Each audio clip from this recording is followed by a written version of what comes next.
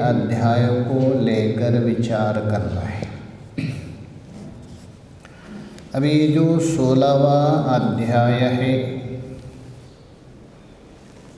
9वें अध्याय में बताए हुए जो दैवी प्रकृति है, आसुरी प्रकृति है और राक्षसी और मोहिनी प्रकृति,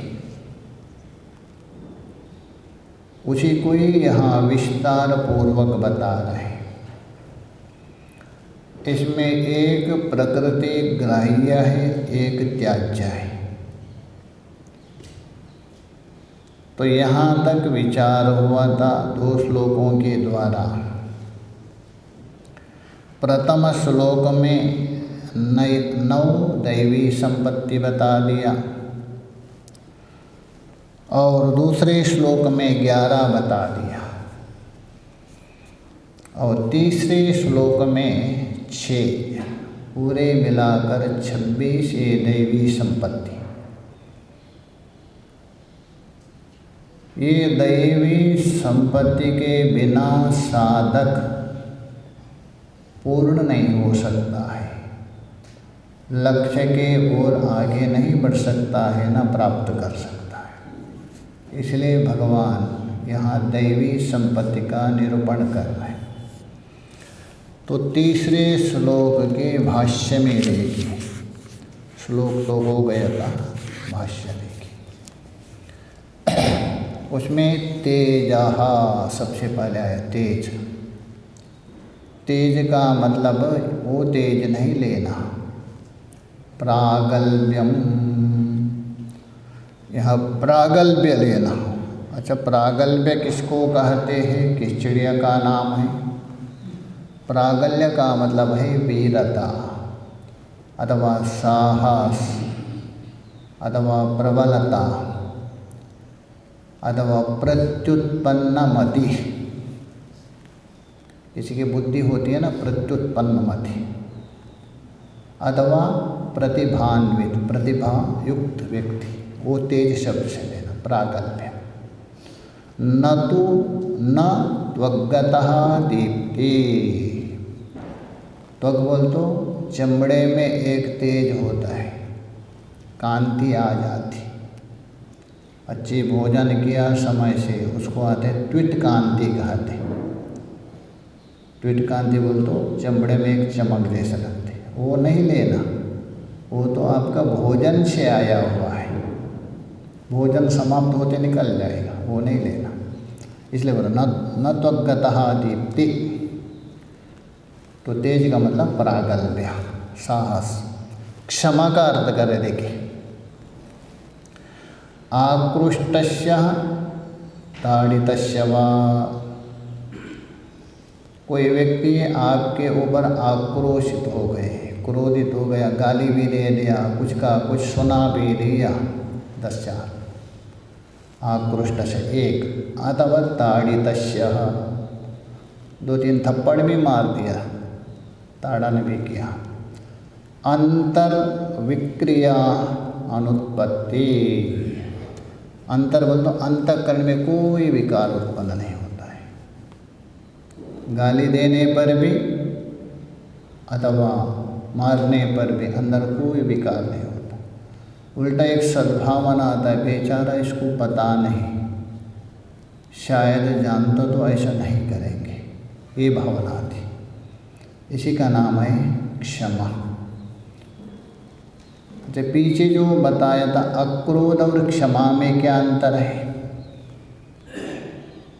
ये होना चाहिए, वो गाली देने पर चुप रहना चाहिए। और क्या, ददतु गाली गालिवंतो भवंतो। एक संत को खूब गाली दे रहे थे, तो उन्होंने कहा ददतु गाली गालिवंतो भवंतो जगति विदितमेतत् दीयते विद्यमानम।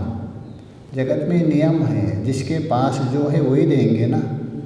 वयमिहा, मैं देने में समर्थ नहीं हूँ, क्यों? मेरे पास गाली नहीं है, क्योंकि हेतु दे रहे हैं। न ददति शशविषाण कश्य कोपी, खरगोश का सींग किसी को नहीं दिया जाता है, इसलिए मेरे पास गाली है, तो हम क्या देंगे? तुम देना हो तो दे दो। गाली देना तेरा काम है, स्वीकार करना मेरा काम है। अभी यदि स्वीकार नहीं किया, कोई गाली दे रहा है, वो गाली कहाँ जाएंगी? तो देने वाले के पास जाएगा ना। जैसा मान दीजिए कोई एमओ आजकल समाप्त हो गया, मनी ऑर्डर पहले भेजते थे, किसी का नाम से भेजा, उन्होंने स्वीकार नहीं किया, वो वापस जाता है क्या? नहीं। वैसे ही गाली भी।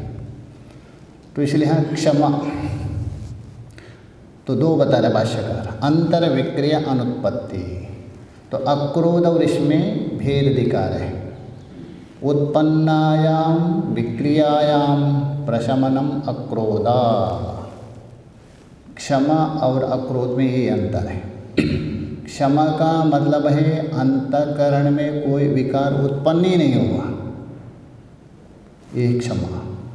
और अंतःकरण में विकार उत्पन्न हो गया, उसको अंदर ही शांत करना, ये अक्रोध है। दोनों में ये अंतर है, एक में वृत्ति बन गई, एक में वृत्ति नहीं बन गई। ये अक्रोध, क्रोध नहीं करना, बस अंदर ही उसको बचाया। मतलब क्रोध आना ही नहीं, ये हुआ क्षमा। बिल्कुल क्रोध नहीं आना, और क्रोध आ गया अंदर ही बचा दिया, ये हुआ अक्रोध।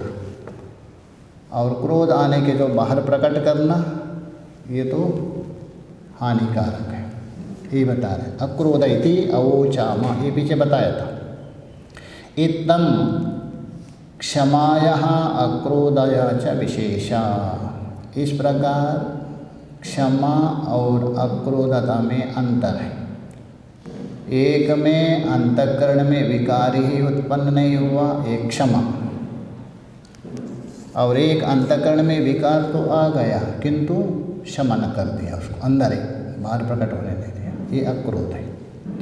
धृति का अर्थ कर रहे, देखिए धृति का मतलब एक प्रकार से धारणा, उसको स्पष्ट कर रहे। देखिए देहेन्द्रियेषु अवसादं प्राप्तेषु, शरीर और इंद्रियों में अवसादम बोल तो थकावट, इंद्रिय और शरीर में थकावट आ गया अथवा शिथिल हो गया उस अवस्था में, एनः तस्य प्रतिषेधकः अंतःकरण वृत्ति विशेषा, तो ये थकावट है, शिथिलता उत्पन्न होने पर उस थकावट को हटाने वाली, थकावट को निवारण करने वाली जो अंतःकरण की एक वृत्ति है, वो वृत्ति का नाम है धृति कहते हैं, उसी का नाम धृति। जैसे कोई व्यक्ति थक जाता है, उसको थोड़ा जोश दीजिए, अंदर तुरंत एकदम उसके अंदर खड़ा हो जाता है। जैसे कुश्ती खेलते हैं ना पहलवान, किसी कारण से गिर गया, उसके पक्ष वाले उसको जोश दीजिए, तुरंत उठ करके गिरा देता है। उसी को स्पष्ट कर, एनः उत्तम्बितानि करणानि देहाचा न अवशीदन्ति। एना बोल तो जिस धृति के द्वारा, एना बोल तो धृति है जिसके द्वारा, उत्तम्बित बोल तो उत्साहित,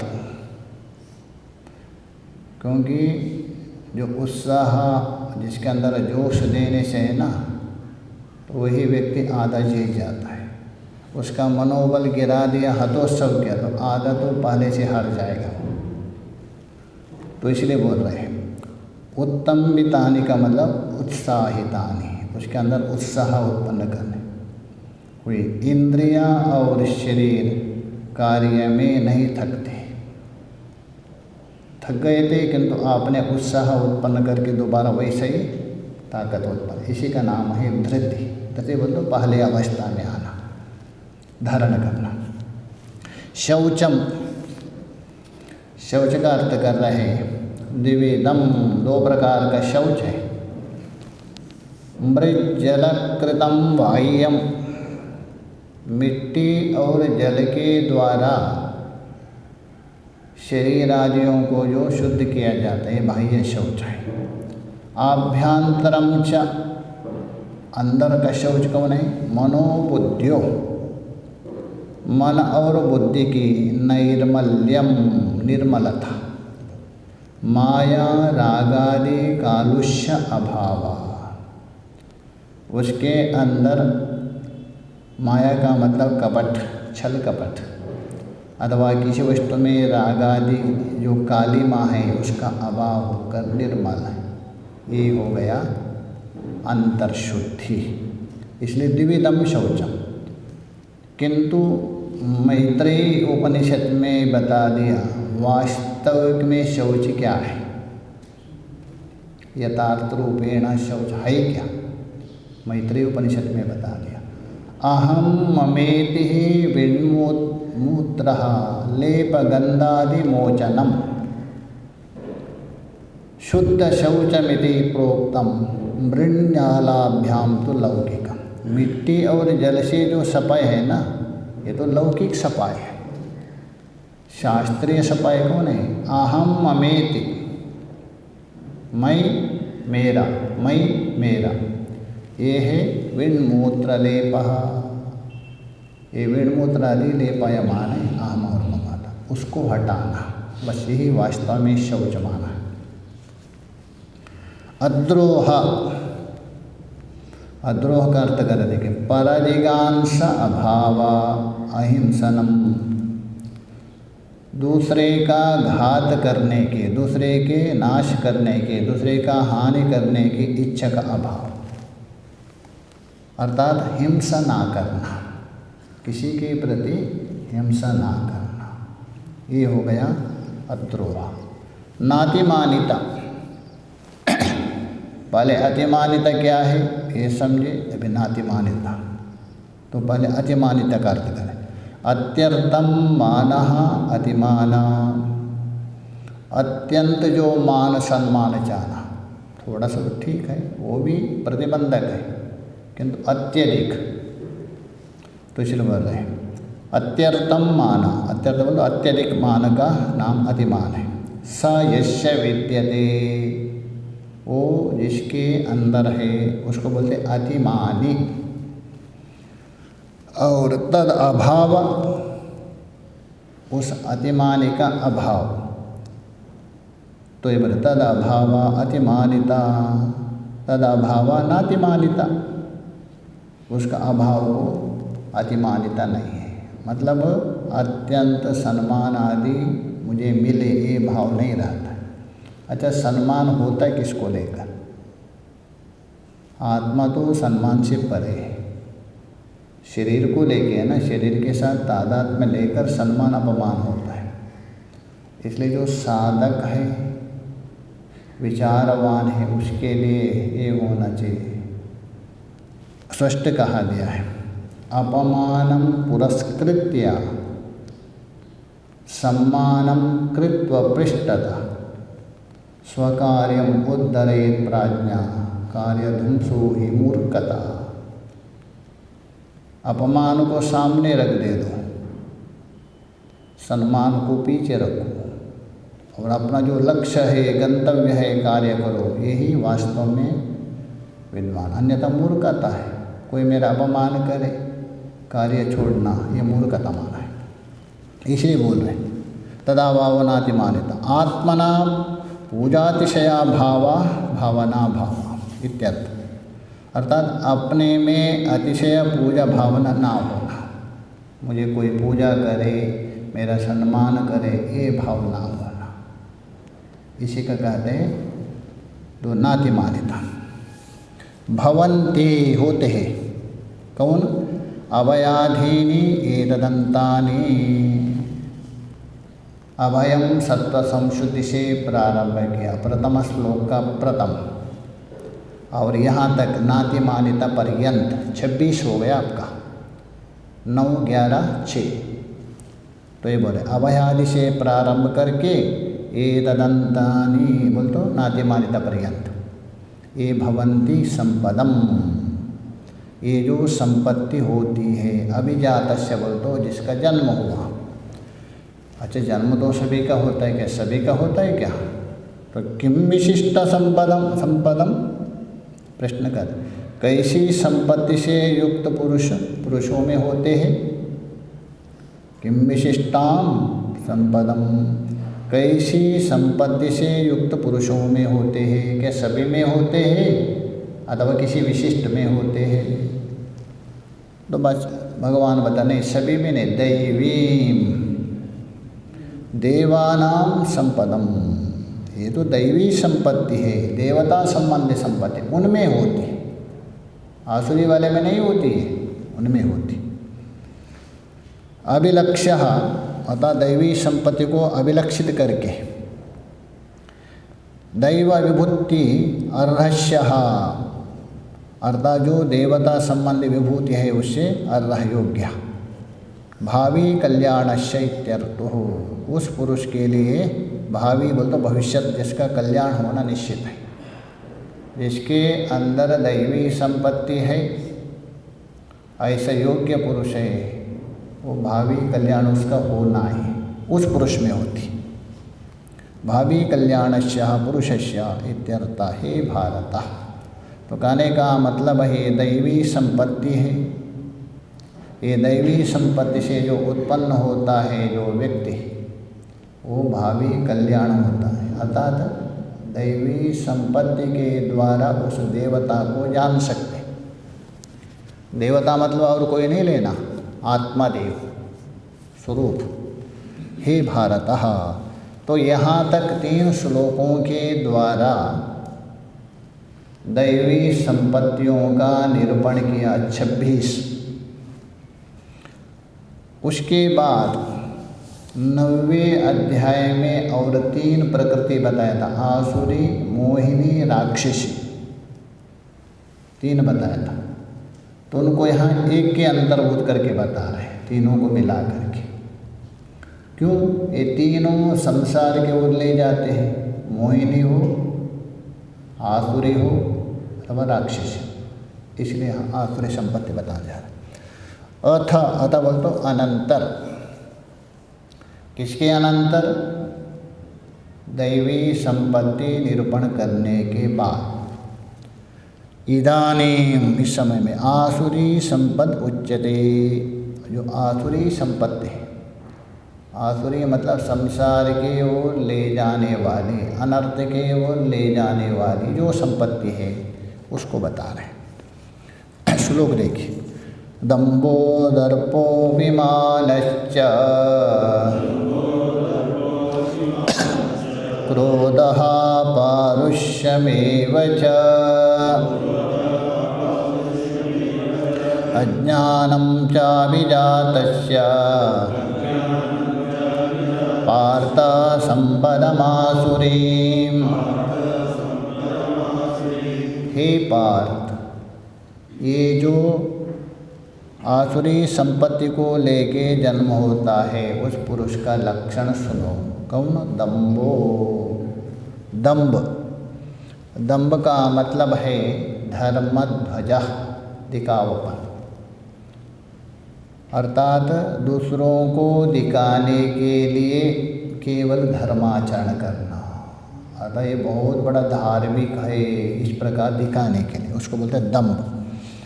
दर्प, दर्प कहते हैं धन है, परिवार आदि निमित्त होने वाला गर्व, मेरे पास कितना धन है, कितना बड़ा परिवार है, इसको होता है, इसको बोलते हैं दर्प।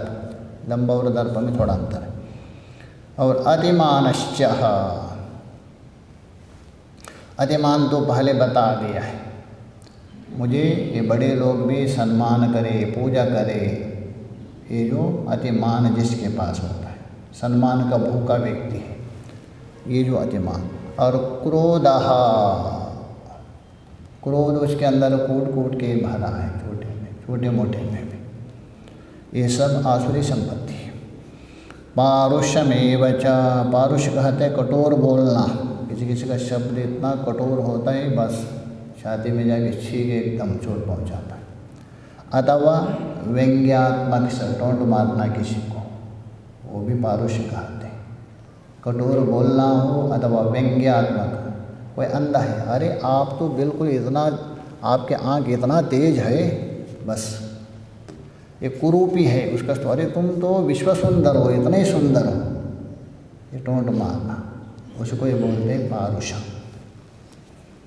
और अज्ञानम, और अज्ञान बोल तो अविवेक ज्ञान, अपना लक्ष्य पता नहीं, कर्तव्य पता नहीं, विचार नहीं, शरीर क्यों मिला है। च, ये सब अभिजातस्य पार्थः संपदम आसुरीम, आसुरीम संपदाम अभिजातस्य, जो आसुरी संपत्ति को लेकर, अभिजात बोल तो उत्पन्न हुए पुरुष के लक्षण है। अभी तो संक्षेप से बता रहे हैं, आगे सारे पूरा अंतिम तक उसे कोई बताएंगे भगवान।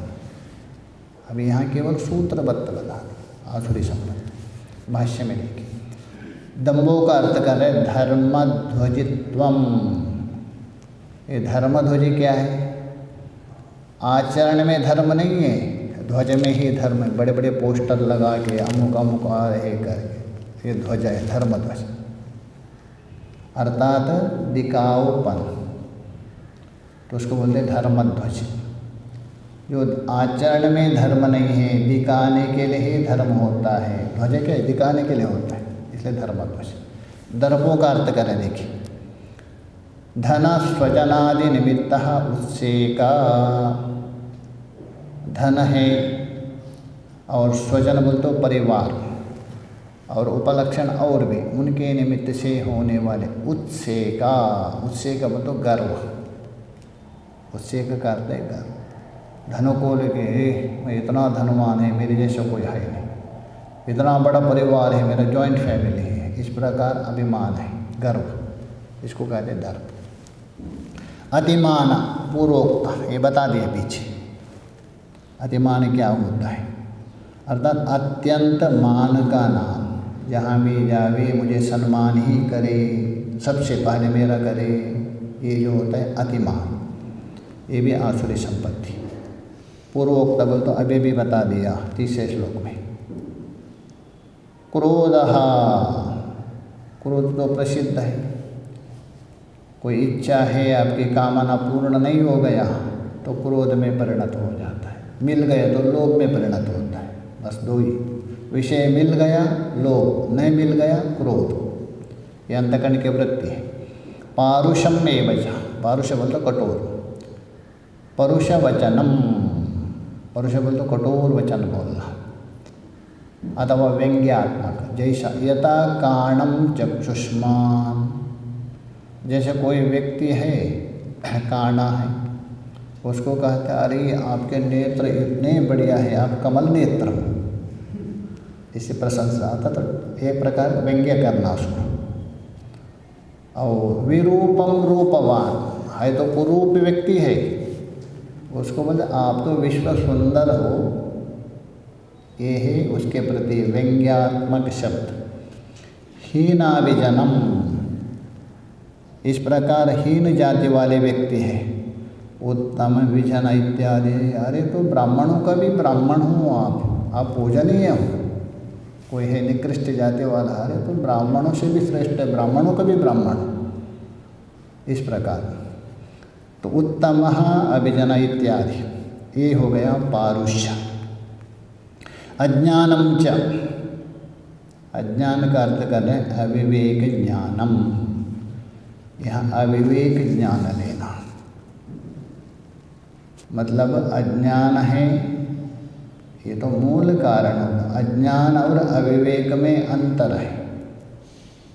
अविवेक है वो अंतःकरण का धर्म है, अज्ञान है अध्यस्त है, अंतःकरण का धर्म नहीं है, वो कार्य है अंतःकरण उसका।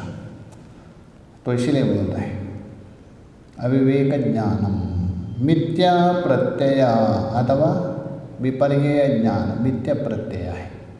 कर्तव्यादि विषयम, मेरा कर्तव्य क्या है, मेरा अकर्तव्य क्या है, ग्राह्य क्या है, त्याज्य क्या है, इस विषय में उल्टा समझना, बस यही क्या है अज्ञान।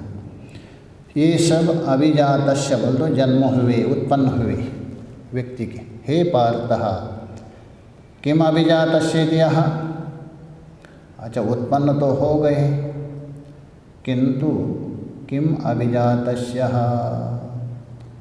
अर्थात जो किसके जो उत्पन्न में होते हैं सभी के, तो बता रहे हैं असुराणाम संपत्ति, मतलब असुरी संपत्ति से उत्पन्न हुए व्यक्ति का ये लक्षण है, सभी का नहीं। असुराणाम संपत्ति, तो आसुरी, उसको बोलते हैं आसुरी। ताम अभिजातस्य, वो आसुरी संपत्तियों को लेकर जन्म लेता है, उस पुरुष का एक लक्षण है, सभी का नहीं, इत्यर्थ। तो इस प्रकार दैवी संपत्ति तो विस्तार पूर्वक बता दिया, आसुरी संपत्ति केवल संक्षेप से बता दिया। अभी दोनों का प्रयोजन क्या है, दैवी संपत्ति का क्या प्रयोजन है, प्रयोजन मतलब फल, आसुरी संपत्ति का क्या फल है, उसके लिए आ रहा है। देखिए अनयो संपदो कार्यम उच्यते,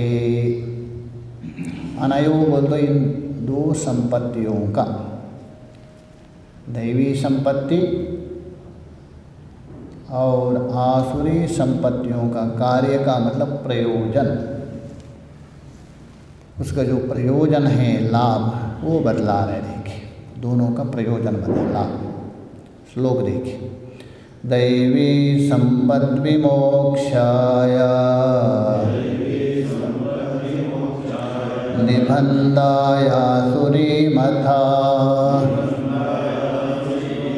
माशु च संपदं दैवी अभिजातोषि पांडव। हे पांडवा, हे पांडुपुत्र, दैवी संपत्ति विमोक्षाय, जो दैवी संपत्ति जिसके पास रहेगा उसका फल क्या है? संसार रूप बंधन से मुक्त करने वाली, छुटकारा देने वाली दैवी संपत्ति। दैवी संपत्ति के बिना मुक्त नहीं हो सकता है, क्योंकि दैवी संपत्ति के द्वारा ही उस आत्मादेव को जान सकते हैं।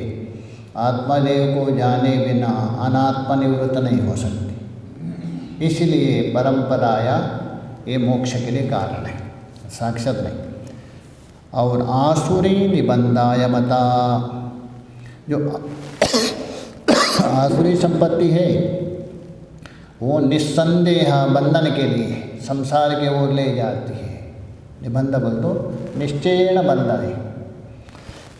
अर्जुन के मन में संशय हो रहे, अच्छा मेरे अंदर कौन सी है, आसुरी संपत्ति है अथवा दैवी संपत्ति है? भगवान समझ गए, देखते हैं अर्जुन को समझ गए। यही उत्तम गुरु होते हैं, शिष्य का चेहरा देखते हुए भगवान समझ गए। अर्जुन के मन में संशय हो रहे, मेरे अंदर कौन सी संपत्ति है? भगवान बोले मा शुचः, अर्थात अतः अध्याहार कर देते। इसीलिए शोक मत करो, क्योंकि दैवी संपदम अभिजातोषि पांडवा। हे पांडव, आप तो दैवी संपत्ति को लेके जन्म हुए हैं, इसलिए शोक मत करो। अभी किसी कारण से मोहवशात आपके अंदर ये खिन्नता आई है, किंतु वास्तव में आपके अंदर दैवी संपत्ति है।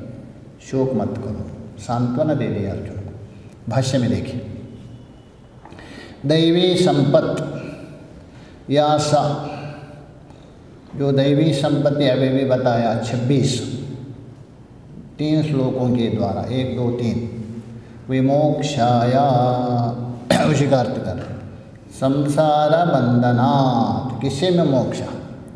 जो अनात्म संसार है उस संसार बंधन से मुक्त करने के लिए इसका प्रयोजन है, साधना है। निबंधाया बोलतो नियतो बंधो निबंधा, नियतो बोलतो निश्चय, निश्चय रूप से जो बंधन है उसको निबंध कहते।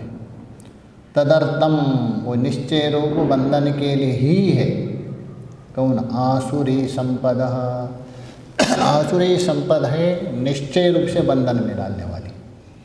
मता बोल दो अभिप्रेतः, ये मेरा अभिप्रेय है, केवल मेरा नहीं, शास्त्र का भी यही अभिप्रेत है। मैं शास्त्र विरुद्ध नहीं बोल रहा हूँ। ततः राक्षसी, केवल आसुरी नहीं लेना, राक्षसी और मोहिनी दोनों ले, तीनों, ये सब बंधन के प्रति कारण है। तत्र एवं मुक्ते अर्जुनस्य अंतर्गतं भावं किम अहम आसुरा संपदयुक्तं किं वा दैवा संपदयुक्तम् इति एवं आलोचन रूपम आलक्ष्य। इस प्रकार भगवान ने जो कहने पर 2 संपत्ति है, दैवी संपत्ति मोक्ष के लिए, आसुरी संपत्ति बंधन के लिए। अर्जुनस्य अंतर्गतं भावम, अर्जुन के अंतःकरण में जो संशय युक्त भाव है, भावम किम, क्या? अहम आसुरा संपदयुक्तम किं वा दैव संपदयुक्तम, मेरे अंदर कौन सी संपत्ति है? क्या दैवी संपत्ति से युक्त हूँ मैं अथवा आसुरी संपत्ति से युक्त है? ये उसके अंदर संशय हो गया। इति एवं आलोचन रूपम आलक्ष्य, अर्जुन ने प्रश्न तो नहीं किया, किंतु ये जो अर्जुन को देखकर, अर्जुन का भाव को देखकर भगवान आलक्ष्य आहा, भगवान अर्जुन को लक्षित करके भगवान कहा रहे, उसका जो हाव भाव है, उसका चेहरा है, उसे लक्षित करके भगवान कहने लग गए, क्या? माँ शुचा, अरे शोक मत करो, शोकम माकर्षि, चिंता मत करो, संपदम दैवीम अभिजातासी, अर्थात आप दैवी संपत्ति को लेकर ही जन्म लिए हो, इंद्र के पुत्र हो।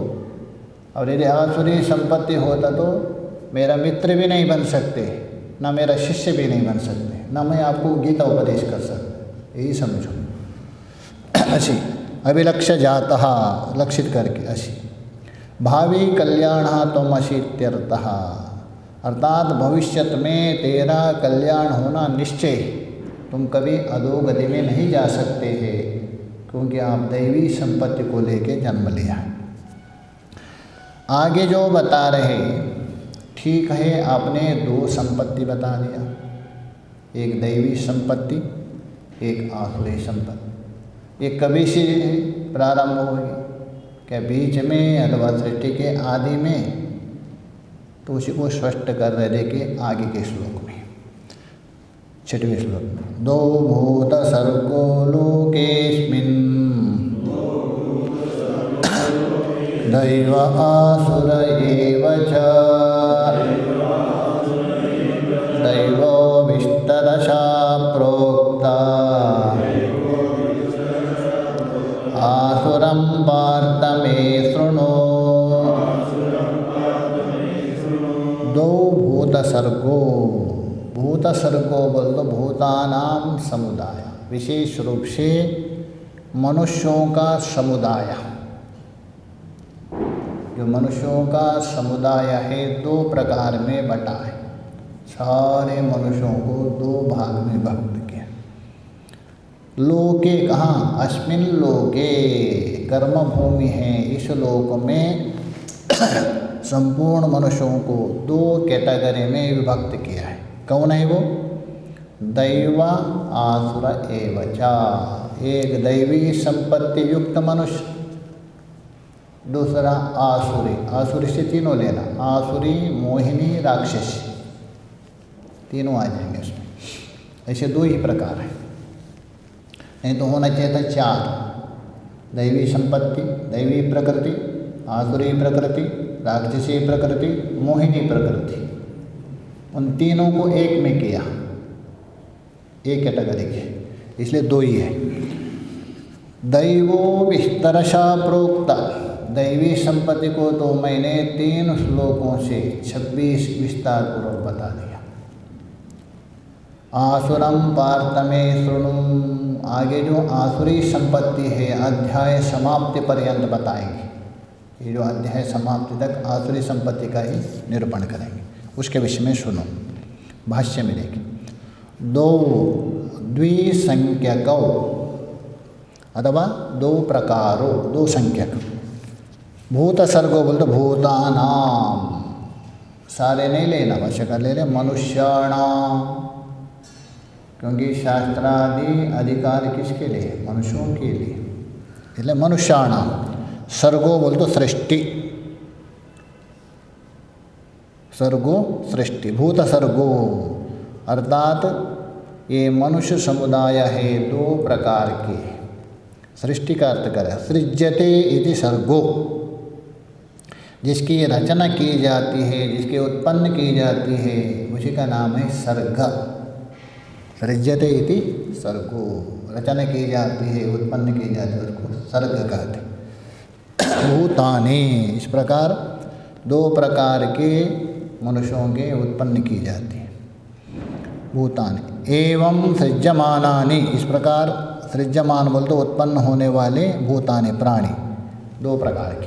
कौन है? दैवासुरा संपत्ति युक्तानि, दैवा और आसुरा संपत्ति। एक दैव संपत्ति से युक्त, दैव संपत्ति से लेकर जन्म लेता है, एक आसुरी संपत्ति से युक्ता। दो भूत सर्गो इति उच्येते, इसलिए दो ही कहा दिया, दो समुदाय।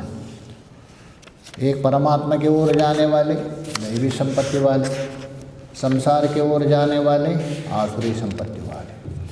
और बृहदारण्यक में भी बता दिया, देखिए, द्वयोहा प्राजापत्या देवश्चासुरश्च, उस प्रजापति है, उसके दो संतान हैं, एक देवता एक असुर है।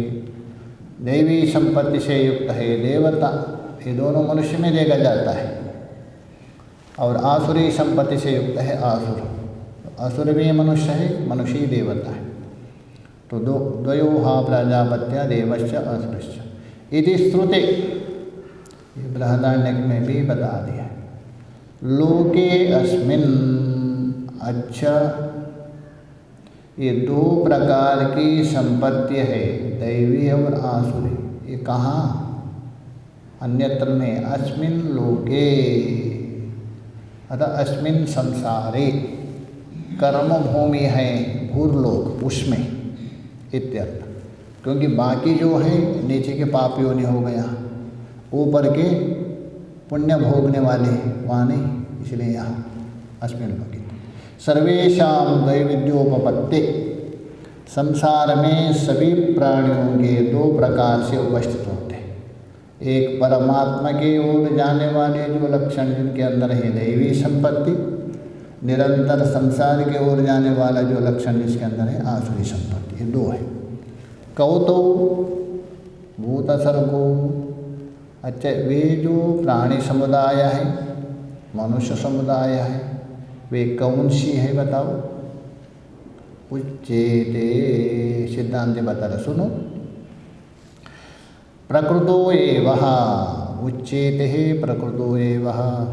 प्रकरण में जो अभी बता दिया था पहले 4 श्लोकों में, तो वही लेना और कोई नहीं। दैव आसुरैव च, प्रकरण में बताया हुआ दैवी संपत्ति एक समुदाय, प्रकरण में बताए हुए आसुरी संपत्ति दूसरा समुदाय।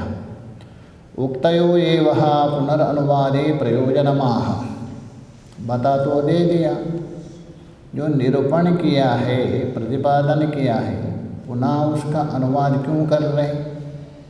क्या जरूरत है?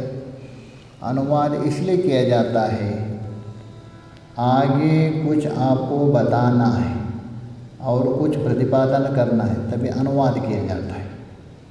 तो इसलिए बोला कहीं भी जो 2 प्रकार की सृष्टि है उसका पुनः अनुवाद करने का तात्पर्य क्या है वो बतला रहे। दैवी भूत सर्गः, अतः दैवी भूत बोल तो मनुष्यों का समुदाय, दैवी संपत्तियों से युक्त मनुष्यों का समुदाय। कौन है वो? अभयम सत्व संशुद्धि, यहाँ से लेकर नातिमानिता यहाँ तक, प्रथम श्लोक का प्रथम से लेकर तीसरे श्लोक का पूर्वार्ध अंतिम में 26 इत्यादि ना विस्तरशु, विस्तार पूर्वक, एक नहीं 26 बता दिया। विस्तार प्रकारे प्रोक्ता कथिता, न तो आसुरो विस्तरशः, आसुरी संपत्ति को विस्तार पूर्वक नहीं बता दिया, बस एक ही श्लोक में बता, प्रवृत्तिम निवृत्तिम करके एक ही श्लोक में बता दिया था पीछे। तो ये बात है, आसुरो विस्तरशः न प्रोक्ता, अतः अस्मात् कारणात्, इसलिए तत्परिवर्जनार्थम, अच्छा आसुरी संपत्ति का निरूपण करने की आवश्यकता कहते हैं। आपको चाहिए दैवी संपत्ति, दैवी संपत्ति है ना परमात्मा, आसुरी संपत्ति क्यों बता रहे हैं? भाषा का तत्परिवर्जनार्थ। अरे जो आसुरी संपत्ति को त्यागेंगे आप तभी उसका जानकारी होनी चाहिए ना।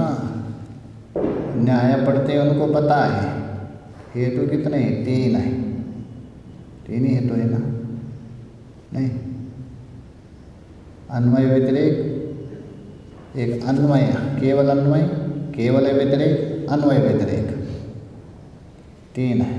एक तो केवल अन्वय, जैसा घटः प्रमेयः वाच्यत्वात्, वो केवल अन्वय, इसका अभाव नहीं मिलेगा। पृथ्वी इतरेभ्य विद्यते गंधवत्वात्, ये व्यतिरेक हो गया।